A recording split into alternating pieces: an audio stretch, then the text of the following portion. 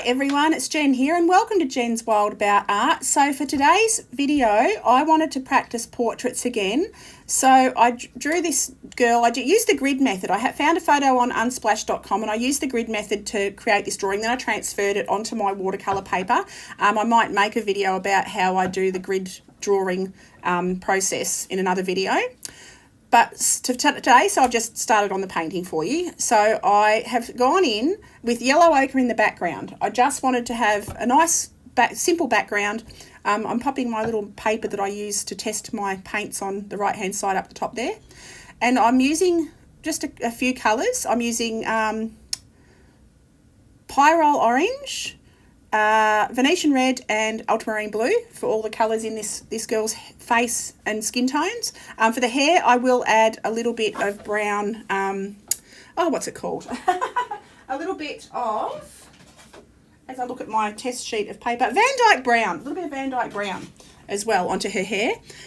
So I start by adding very pale Venetian Red to the base skin tone, and then I start to build up shadow layers in the areas where her shadows are going to be, and I just add a little tiny bit more pigment each layer I go up. So the first layer is very diluted, the second layer I've gone with the Venetian Red a little bit less diluted, and then I add a little bit of ultramarine blue to the mix just to create more of a shadow tone in the shadow areas in the darkest parts of her face.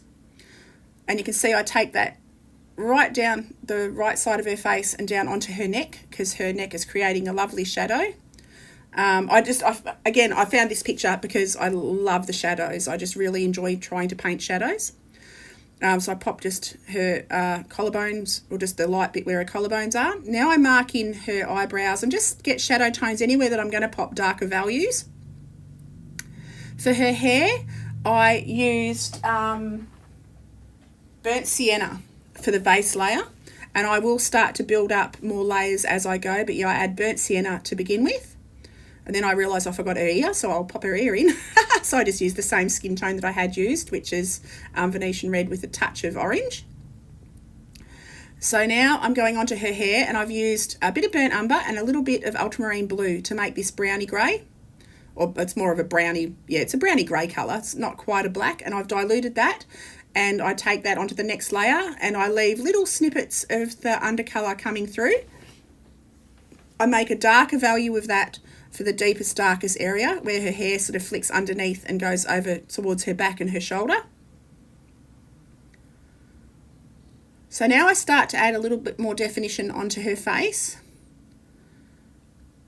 And I mark around her nostrils and get a bit more shadow tone around her chin. She's got a lovely little cleft sort of dimple in her chin, so I pop that in, and then I add the shadows onto her cheeks. So each layer is just a slightly darker value. Into her eyes, I use transparent sienna. Transparent sienna. I use burnt sienna, pure burnt sienna onto her pupil, onto her irises.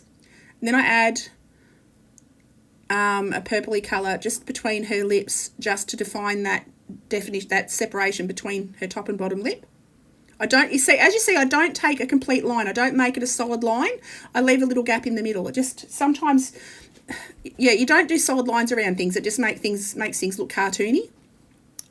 So now I'm doing, of using a bit of pure brown, my Van Dyke Brown, over the top of everything that I've done there, and I'll leave little gaps so you can see the undercolour coming through.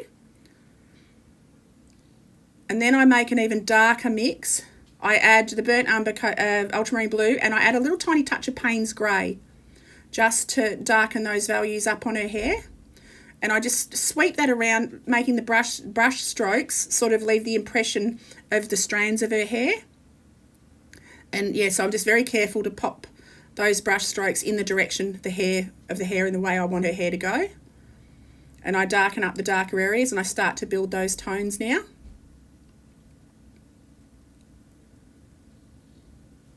So now for her lips, I just use Venetian Red and I dilute it. So it makes the paintings look more unified if you use a simple palette. You use most of the same colours. So I'm using the shadow tone, the darkest shadow tone on the base of her eyebrows, but then I'll go over it and into the deepest shadow on her ear. But I'll go over that with the brown that I'd used, just to define those eyebrows a bit more. And then I pop her pupils in, just using that same dark brown mix. So burnt umber, ultramarine blue. And then I just add that around the edge of her irises as well. So now I'm going to mark around her eyes, get her eyelids in. And that will sort of fade back to a little bit paler than it is. But it gives her the shape of her eyes. And then I'll add some more shadow. I just want to get these shadows a little bit darker around her face. I want it to be a little bit more definition. So I darken up all those areas that are the deepest shadows, and yeah, on that right side of her face, or right side of the painting. It's actually technically the left side of her face. So and I darken up the shadow under her neck. And I decide actually I'm going to trim the bottom of this painting. I don't like the length of it, so I'm actually going to trim off a little bit at the bottom, at the end of the work. So now I go in with some of my Venetian red and dilute it and just pop it over those shadow areas, just to take a little bit of that coolness away, just add a bit of warmth to those shadow areas. And I start to add more shadows, and then I'll go over the top of that with the Venetian red and a little bit of orange, pyrrole orange, and it just warms it up a bit, but you still get the shadowy idea. So now I'm going to add some more shadows around her eyes because they're just sort of looking very flat. And I blend out these shadows on her cheeks, her cheek structure. So all I do is I damp my brush, clean it thoroughly, take my damp brush and just lightly scrub the edges so I don't end up with hard lines around her shadow areas. And now I'm going to pop some shadows in her eyes. So I use ultramarine blue and I just use a diluted, very diluted blue onto the white part of her eyes because they're never just pure white. And then I go back in with a stronger mix of Venetian red onto her lips, and I just wet the lips and then drop the paint in, and it just flows around in the shape of her lips. And I start to work a little bit more on these shadow tones around her face.